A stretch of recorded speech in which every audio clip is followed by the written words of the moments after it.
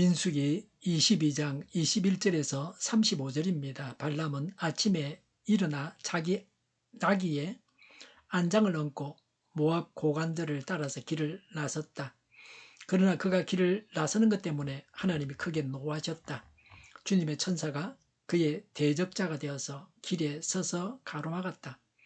발람은 자기 나귀를 탄 채로 있었고 그의 두 종이 그와 함께 있었다.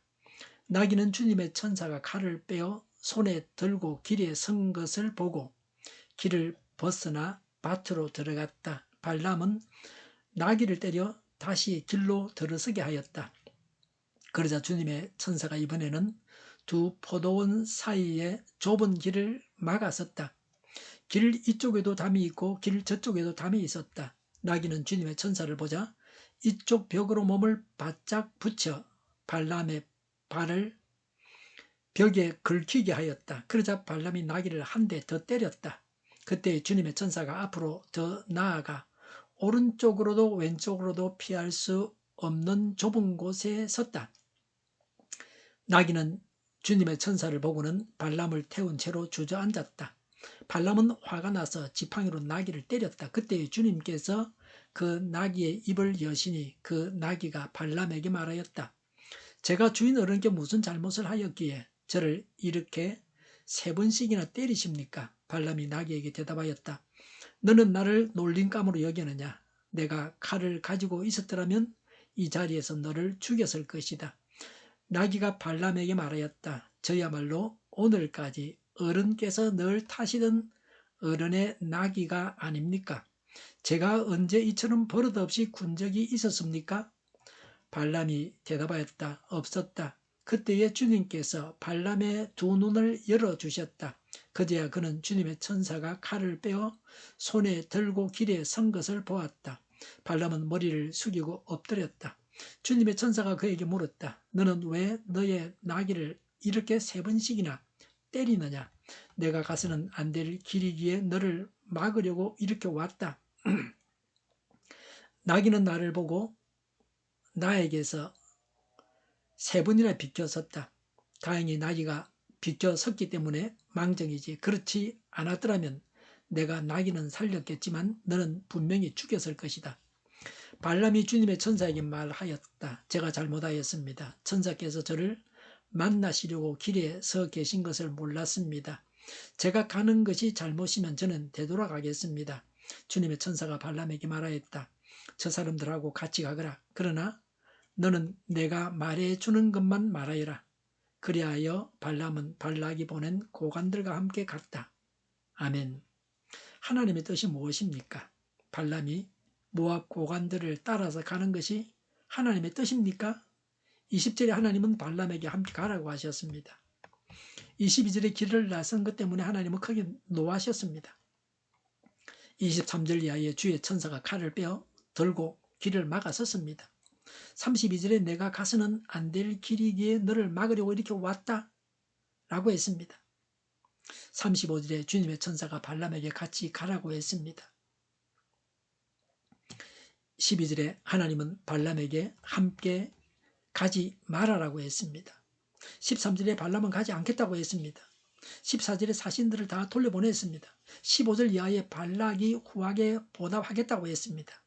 발람은 발락의 그 말에 이끌려서 가감하게 거절하지 못했습니다. 동일한 말도 말하는 사람의 의도에 따라서 전혀 그 의미가 다릅니다. 아이가 학교 가려고 가방을 들고 서서 엄마에게 돈 달라 그럽니다. 그런데 엄마가 돈 없다 그럽니다. 내일 줄게. 그냥 가라 그럽니다.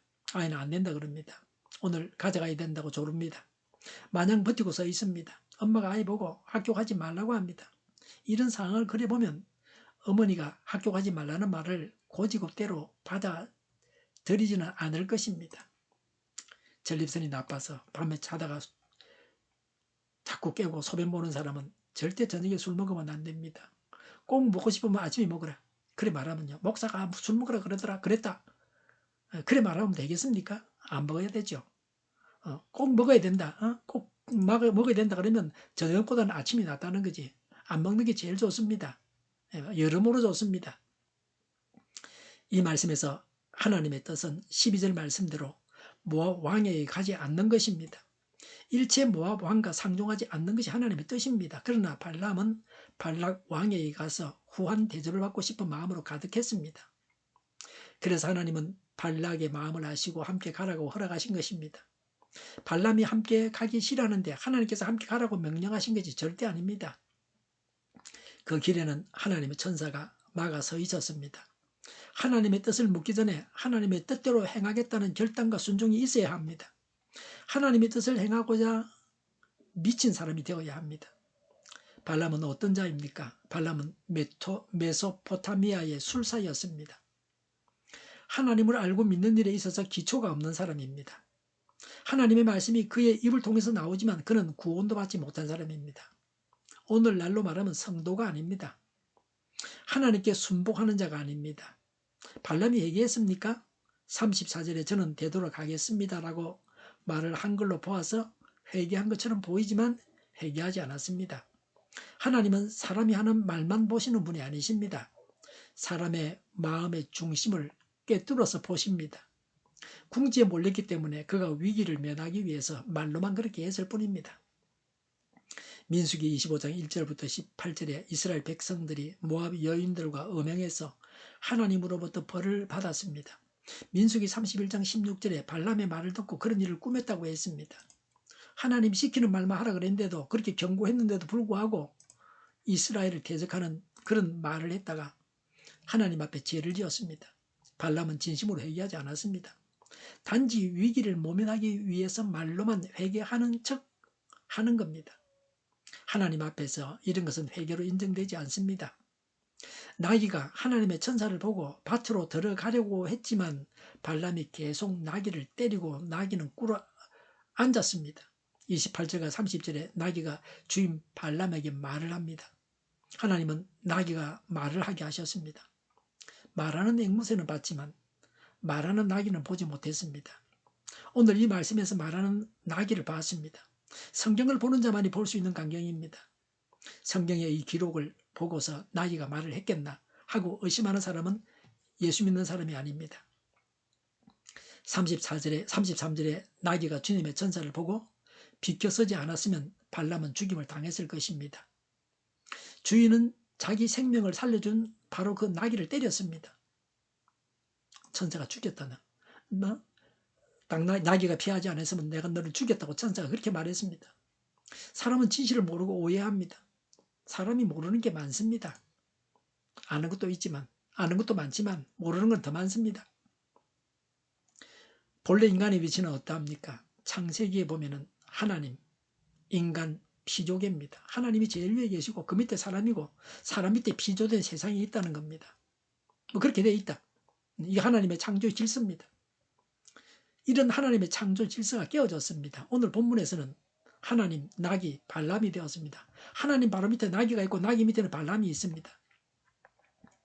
하나님은 사람을 나귀보다 못하게 하실 수 있습니다. 나귀는 보고 말하고 다 했는데 발람은 나중에야 봤습니다. 제대로 볼 걸 처음부터 보지를 못했습니다. 나귀는 하나님의 천사를 봤습니다. 그러나 발람은 예언자이지만 영안이 어두워서 보지 못했습니다. 발람은 하나님의 뜻을 행하고 싶어하는 열정이 없었습니다. 그래서 나귀보다 못한 자가 되었습니다. 하나님은 이 일을 통해서 발람의 교만을 꺾으셨습니다. 하나님 앞에서 사람은 아무것도 아닙니다.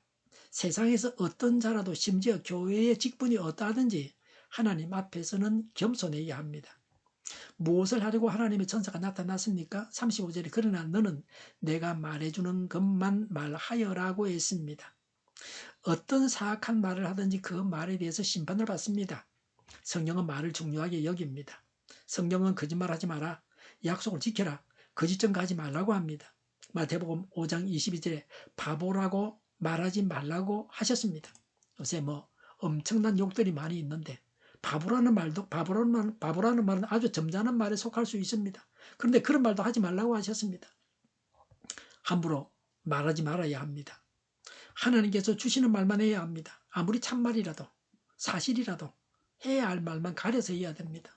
자기 속에 들어있는 대로 끄집어내서 말할 게 아니라 상대방에게 도움이 될 만한 꼭 해야 할 말, 하나님이 시키는 말만 해야 합니다. 악한 사람들이 듣고 싶어하는 말을 해서는 안 됩니다. 교회 안에서 가르치는 자는, 또 복음을 전하는 자는 하나님을 제대로 알고 분명하게 전하고 가르쳐야 합니다. 잘못된 말로 하나님의 영광을 가려서는 안 됩니다.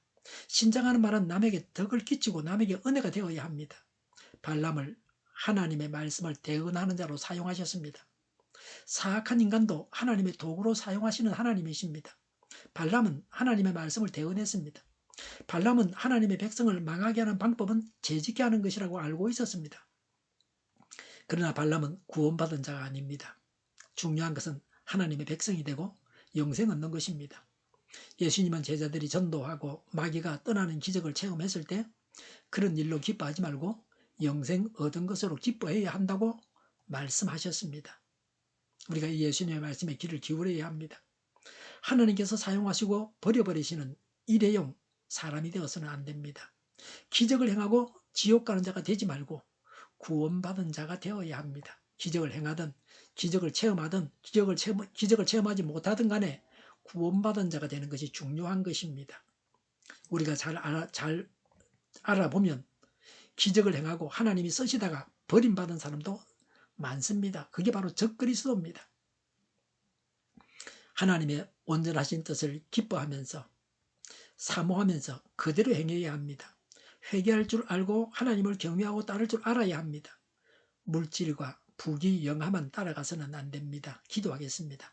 부귀영화만 따라가지 않겠습니다. 온전하신 하나님의 뜻을 기뻐하면서 행하겠습니다.